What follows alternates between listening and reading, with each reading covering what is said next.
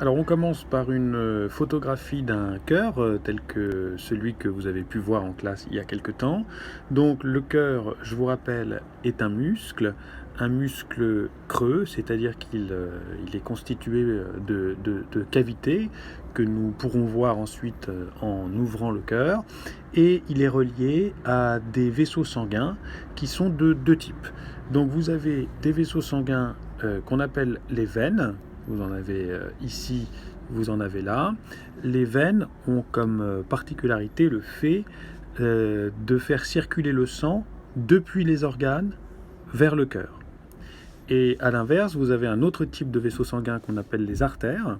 Donc vous avez une très grosse artère ici, l'artère aorte, et puis d'autres artères ici relativement importantes.